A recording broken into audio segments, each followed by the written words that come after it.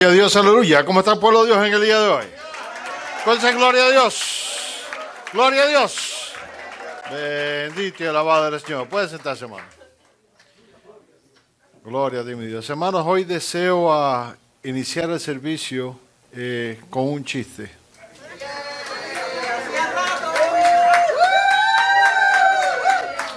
Así que resulta ser que había una organización de conservadores que buscaba tratar de salvar a los lobos de extinción. Y esta organización ofreció una recompensa de $5,000 por cada lobo que le trajeran vivo. Bueno, habían estos dos hermanos, Juan y José, que eran ávidos cazadores. Y decidieron tomar ventaja de esta tan generosa ofrenda y se fueron al bosque a cazar lobos. Y estuvieron caminando por 3 días en el bosque, pero no encontraron ni pista de los animales.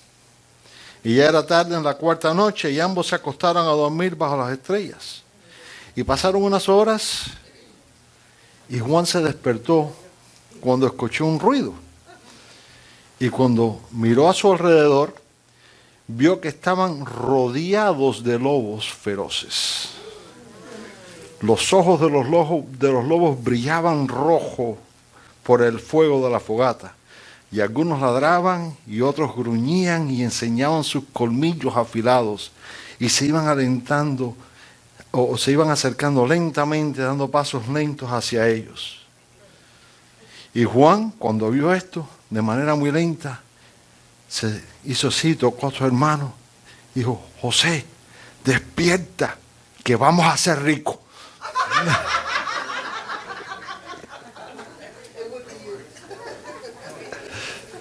Qué cómico, ¿verdad?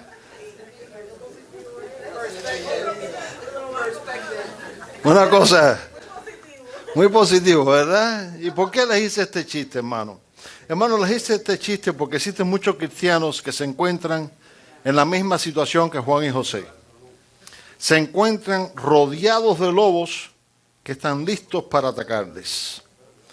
Pero, lamentablemente, no ven la situación como la ven Juan, sino que la ven de otra manera. Pero ¿existe alguna otra manera de ver las cosas? Bueno, ese va a ser el tema inicial de nuestra predicación de hoy. Y quiero que pasen conmigo ahora al libro de Apocalipsis y vamos a leer capítulo 3 del 7 al 13. Apocalipsis, capítulo 3 del 7 al 13. Y el libro de Apocalipsis, como ustedes saben, es bastante difícil de entender porque tiene mucho simbolismo y muchas cosas. Pero escogí este libro en el día de hoy porque tiene un mensaje bien poderoso para nosotros. Apocalipsis 3, capítulo 3, del 7 al 13. Amén. Y la palabra de Dios nos dice así: escribe al ángel de la iglesia en Filadelfia. Esto dice el santo, el verdadero, el que tiene la llave de David. El que abre y ninguno cierra, y cierra y ninguno abre. Yo conozco tus obras. He aquí, he puesto delante de ti una puerta abierta, la cual nadie puede cerrar. Porque aunque tienes poca fuerza, has guardado mi palabra y no has negado mi nombre. He aquí, yo entrego de la sinagoga de Satanás a los que se dicen ser judíos y no lo son, sino que mienten. He aquí, yo haré que vengan y se postren a tus pies y reconozcan que yo te he amado. Por cuanto has guardado la palabra de mi paciencia, yo también te guardaré de la hora de la prueba que ha de venir sobre el mundo entero para probar a los que moran sobre la tierra. He aquí, yo vengo pronto. Retén lo que tienes para que ninguno tome tu corona. Al que venciere, yo le haré columna en el templo de mi Dios, y nunca más saldrá de allí. Y escribiré sobre él el nombre de mi Dios y el nombre de la ciudad de mi Dios, la nueva Jerusalén, la cual desciende del cielo de mi Dios, y mi nombre nuevo. El que tiene oído, oiga lo que el Espíritu dice a las iglesias. Amén. ¿Cuántos dicen gloria a Dios?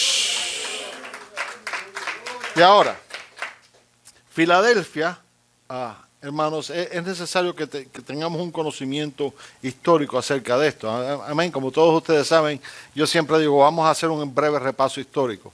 Y vamos a hacer un breve repaso histórico porque la ciudad de Filadelfia es muy parecida a la vida de hoy. Y digo esto porque Filadelfia era una ciudad en Asia Menor y estaba estratégicamente localizada en el camino a Roma al este, y era una ciudad con grandes murallas y fortalecidas. Era una ciudad de mayor influencia y estaba localizada sobre el borde de una llanura volcánica que por resultado era bien fértil, así que era perfecta para el cultivo de uvas. Y es por eso que no nos debe sorprender cuando aprendemos que esta ciudad era el centro de adoración del dios griego Dionisios. ¿Y saben que el dios de qué era él?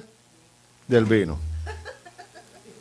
Su proximidad a los volcanes activos era una amenaza constante, así que la mayoría de la población vivía fuera de la ciudad. Y Filadelfia rápidamente se hizo un centro comercial importante y rico. Amén. Y cuando las ciudades de las costas disminuyeron, Filadelfia creció en poder y retuvo su importancia hasta los últimos tiempos del Imperio Bizantino. Y aunque Filadelfia fue renombrada varias veces, ¿saben qué? La ciudad todavía existe. La ciudad todavía existe. Y hoy en día se le llama Al-Sherir. Al-Sherir. Y se piensa que este nombre fue derivado de una combinación de las palabras turcas Alá Sherir. ¿Saben lo que quiere decir esto? Ciudad de Dios. Ciudad de Dios.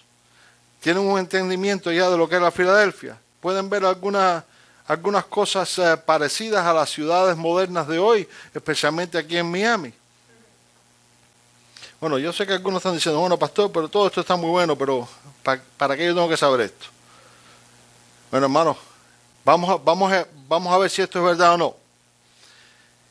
Es importante que sepamos esta cosa porque en estos pequeños detalles nos damos cuenta que los cristianos en la ciudad, en esta ciudad, somos una minoría. Amén. Igual que eran una minoría en esa ciudad de Filadelfia. Es importante que sepamos estas cosas para que nos demos cuenta que los cristianos en Filadelfia no tenían mucha influencia. ¿Qué influencia tienen los cristianos hoy en día aquí en esta ciudad? Muy poca influencia. La mayoría de las personas nos ven a nosotros como una partida de locos, de una partida de fanáticos. No, pero tú no haces, pero ¿por qué tú no vienes y tú no haces? No, porque eso no es permitido, o no, porque recibimos convicción del Espíritu Santo que no debemos tomar parte de ciertas cosas. Y cuando no tomamos parte de las cosas del mundo, pues entonces, bueno, sí, los aleluyas, los fanáticos, sí, yo conozco a toda esa gente. Hermanos, en otras palabras, los cristianos de ese entonces, al igual que los cristianos de hoy en día, nos encontramos rodeados de lobos. Rodeado de lobos feroces que desean atacar y que en muchas ocasiones nos atacan. Y esto no es algo que nos debe sorprender, porque es que esa fue la misión que el Señor nos mandó. Vamos a recordarnos bien de cuando el Señor mandó a los 70 a predicar. Como Él les dijo en Lucas 10:3, que dice, he aquí yo os envío como corderos en medio de lobos. Así que no nos debe sorprender que estemos rodeados de lobos, que el mundo nos mire de esta manera, porque es que el Señor sabe muy bien cómo son las cosas. Amén. Ellos no eran considerados por el mundo, igual que nosotros no somos considerados por el mundo. Pero nosotros, al igual que ellos, somos muy especiales y muy importantes para Cristo. Y es por eso que vemos como Él les escribió esta carta aquí. Amén. Él les escribió esta carta dándole aliento, diciendo, yo estoy reconociéndote. Hermanos, y eso es lo que nuestra fe hace. Nos da aliento, nos da fortaleza, aun cuando nuestra fortaleza humana cae. Aun cuando tenemos esos problemas. Amén. Así que manteniendo esto en mente, vamos a continuar ahora con nuestro estudio de hoy. Y lo primero que deseo hacer hoy es establecer a quién fue dirigida esta carta y el autor de ella. Y esto es algo que podemos leer con facilidad. Porque aquí dice, escribe al ángel de la iglesia en Filadelfia. Esto dice el santo y el verdadero, el que tiene la llave de David, el que abre y ninguno cierra, y cierra y ninguno abre. Y ahora, ¿a quién fue dirigida esta carta? Fue dirigida al ángel de la iglesia. Y me voy a detener aquí por un breve momento para hacer una aclaración, porque muchas personas enseguida que escuchan la palabra ángel, lo primero que le viene a la mente son los seres celestiales. Amén. Pero la palabra ángel viene de la palabra griega ángelos, que significa mensajero, un enviado, uno a quien envían. Amén. Así que sin duda alguna podemos ver que esta carta va dirigida a quién, al mensajero o al enviado de Dios. En otras palabras, al pastor de la iglesia para que la compartiera con la congregación. Amén. Segundo, en este versículo encontramos quién fue el autor de esta carta. Pero encontramos que el Señor se presenta aquí de una manera inusual. Y la razón por la que digo esto es porque cuando hacemos un estudio de las cartas del Apocalipsis, como les dije, es un estudio bastante complicado, porque tiene mucho simbolismo y demás. El Señor siempre utiliza símbolos para describirse, pero aquí Él se identifica de manera bien clara. Fíjense cómo Él dice, el santo, el verdadero. Y estos dos títulos solo pueden ser atribuidos a una persona. Solo a una persona. Y su nombre es Cristo Jesús, porque ningún hombre ha alcanzado ser santo y verdadero, solo Él. Solo Él.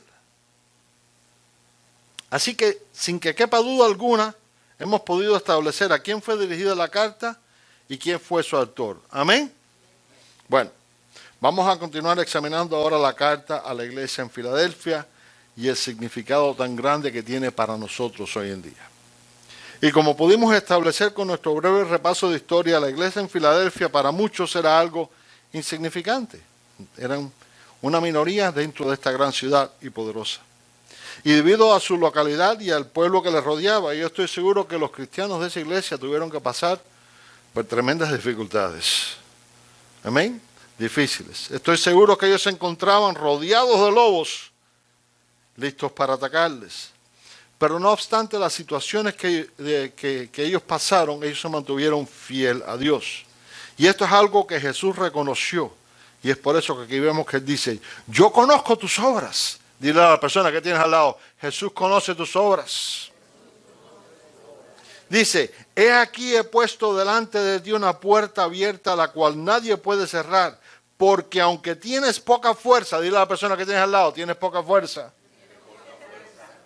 Has guardado mi palabra y no has negado mi nombre. Hermanos, ¿qué es lo importante aquí? Lo importante aquí es que el Señor nos reconoce a cada uno de nosotros individualmente. Despierta que tienes atrás, el Señor reconoce a los fieles. El Señor reconoce a los fieles. Pero ahora vamos a hacernos una preguntita. ¿Nos está hablando el Señor a nosotros con todo esto? ¿Ha abierto alguna puerta a Él para nosotros? Bueno, la respuesta a ambas preguntas es un gran sí. Y para que esto quede bien claro en nuestra mente, vamos a detenernos aquí por un breve instante y vamos a examinar el significado de la palabra puerta utilizada aquí. Porque cuando yo digo puerta, todo el mundo mira para la puerta. El significado de la palabra puerta. Y esta palabra es una traducción de la palabra griega zurá, la cual es usada en parábola o metáfora para describir una oportunidad de hacer algo y como la entrada al reino de Dios. ¿Están entendiendo? Les digo, el libro de Apocalipsis es un poco difícil de entender porque mucho simbolismo. Aquí tenemos un gran ejemplo de esto. Así que sin duda alguna, todos aquí podemos decir que Dios ha abierto puertas delante de nosotros.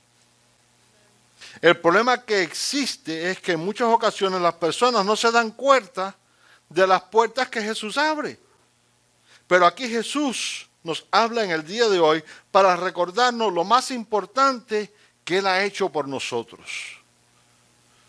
¿Qué es lo más importante que Él ha hecho por nosotros, hermanos? Jesús abrió las puertas del reino de Dios para que nosotros pudiéramos tener entrada en el día de hoy. Abrió las puertas del reino de Dios.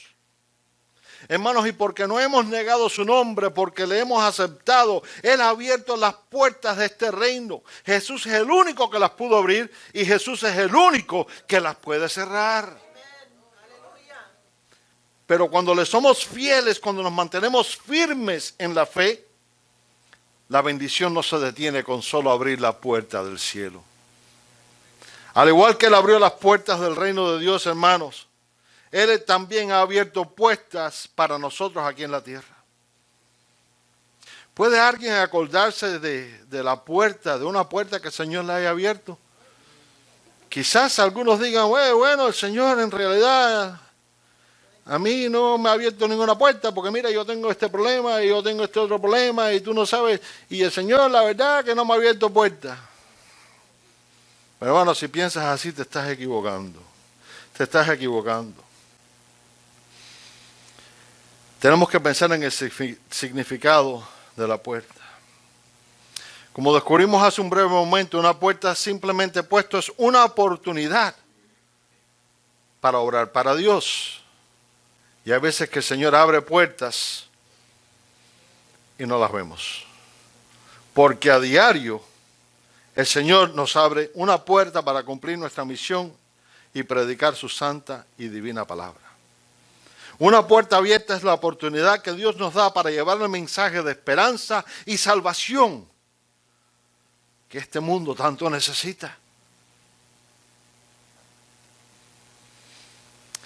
Si yo fuese a decirle todas las puertas que el Señor ha abierto delante de mí, estaría aquí toda la tarde haciéndoles el cuento.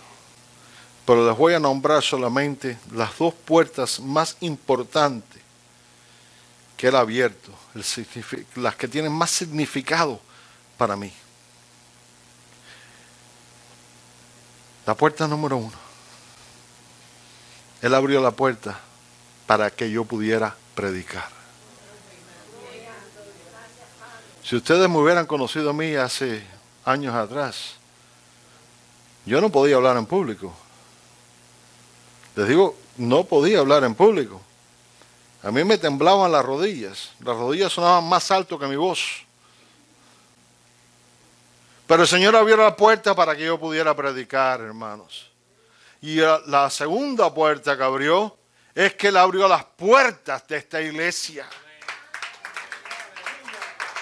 Y no solamente abrió las puertas de esta iglesia, sino que ha mantenido las puertas de esta iglesia abiertas, a pesar de todas las dificultades, a pesar de todos los problemas que se han presentado, a pesar de todo, el Señor abre la puerta y nadie la puede cerrar.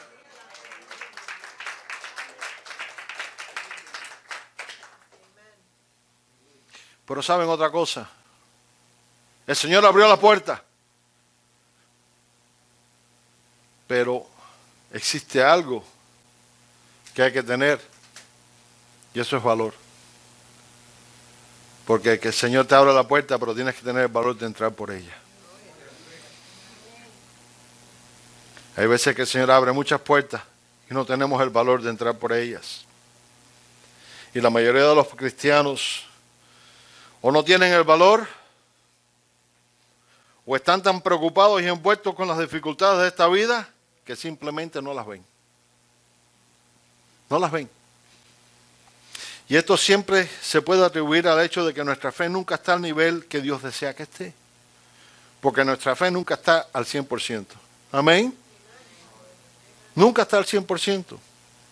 Y esto es algo que el Señor nos dice claramente en Mateo 17:20, que nos dice así: por vuestra poca fe, porque de cierto os digo que si tuvieses fe como un grano de mostaza, diréis a este monte, pásate de aquí a allá, y se pasará, y nada os será imposible.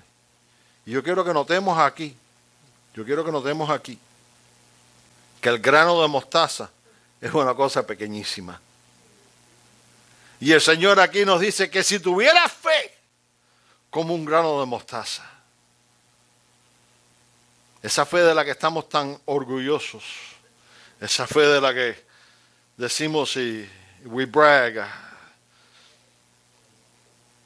dice el Señor, si fuera como un grano de mostaza. ¿Qué nos está diciendo aquí el Señor? Que nuestra fe nos va a fallar, hermanos. Nos va a fallar. Y cuando nuestra fe nos falla, la consecuencia siempre es que le fallamos al Señor.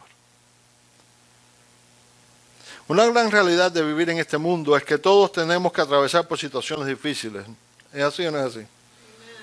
El que no haya tenido que atravesar por una situación difícil, por favor, déjenme saber el secreto. Déjenme saber el secreto, cómo se hace la cosa. Pero el problema que existe es que en la mayoría de las situaciones el cristiano escoge permanecer inactivo en situaciones difíciles o cuando las puertas se abren. ¿Y de qué les hablo? Les hablo de situaciones como un problema en el trabajo con el jefe. Les hablo de ese amigo o familiar que se encuentra sufriendo, descorazonado, desilusionado. Les hablo de todos esos que conocemos que se encuentran en una situación económica mala. Les hablo de todos padres que conocen a otros padres que están pasando por tremendos problemas con los hijos e hijas. Les hablo de esas parejas que todos conocemos que están teniendo problemas con en su matrimonio o con su cónyuge. Y pudiera seguir enumerando situaciones, pero yo creo que todos tenemos más o menos una idea, amén, de lo que les estoy diciendo, hermanos. Porque todas estas son situaciones conocidas por nosotros y lamentablemente, si no son cosas que nos afectan a nosotros directamente, ¿qué escogemos hacer? ¿Qué escogemos hacer? Los damos como cosas insignificantes y escogemos ser inactivos. En otras palabras, fallamos en reconocer que estas situaciones de las que conocemos no son más que puertas que Dios abre. Puertas que Dios abre, hermano. ¿Por qué digo esto? Digo esto porque son en momentos como esos que esas personas necesitan escuchar un mensaje positivo. Necesitan escuchar la palabra de Dios. Necesitan escuchar que sí pueden superar. Y yo diría que la razón principal por la que muchos fallan en reconocer estas puertas está directamente relacionada con la vida espiritual del creyente.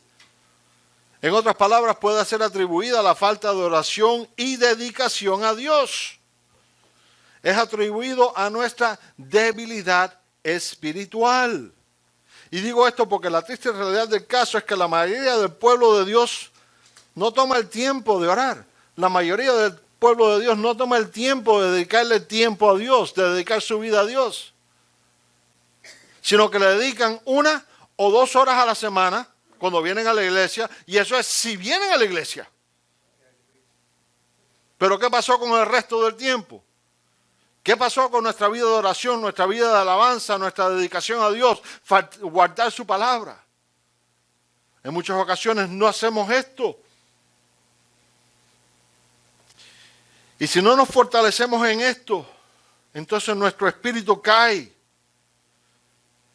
Si no mantenemos una línea de comunicación abierta con nuestro Padre y permitimos ser guiados por el Espíritu Santo, entonces las posibilidades y las oportunidades de obrar para Dios simplemente se nos escapan.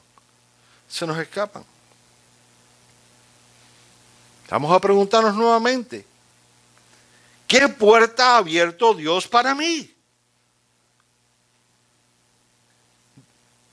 Dice la palabra aquí, he aquí yo entrego de la sinagoga de Satanás a los que se dicen ser judíos y no lo son, sino que mienten. He aquí yo haré que vengan y se postren a tus pies y reconozcan que yo te he amado. Hermanos, en este versículo encontramos que obviamente la iglesia sentía algún tipo de persecución o resistencia. Amén. Y recordemos que ellos estaban rodeados de idólatras y de no creyentes.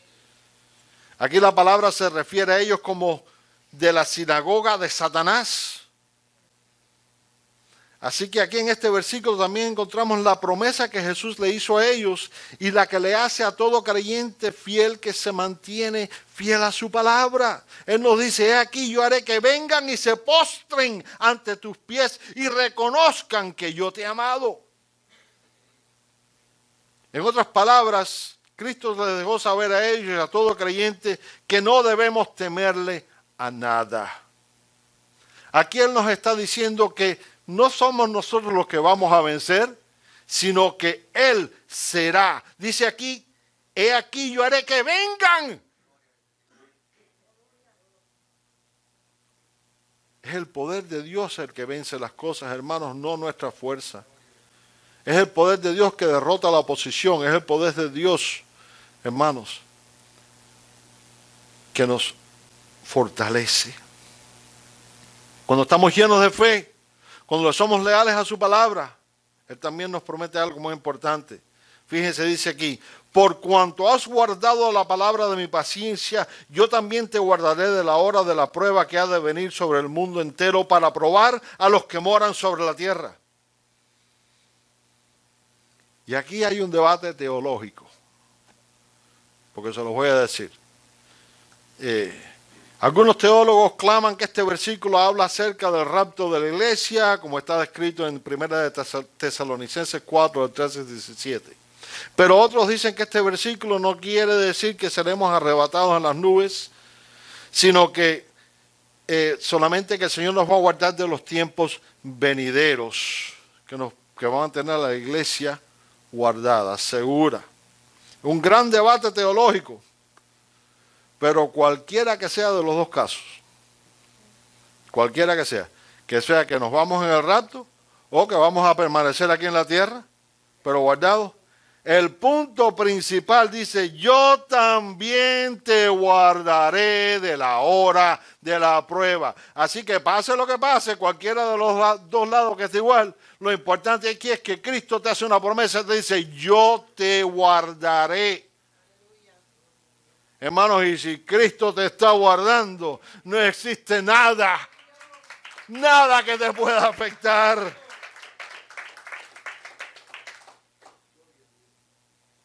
Él nos ha prometido que regresará y que estaremos a su lado. Fíjense, dice, he aquí yo vengo pronto.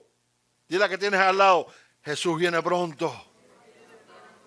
He aquí yo vengo pronto, retén lo que tienes para que ninguno tome tu corona. Al que venciere, despierta que tienes atrás, al que venciere. Yo lo haré columna en el templo de mi Dios y nunca más saldrá de allí. Y escribiré sobre él el nombre de mi Dios y el nombre de la ciudad de mi Dios, la nueva Jerusalén, la cual desciende del cielo de mi Dios y mi nombre nuevo.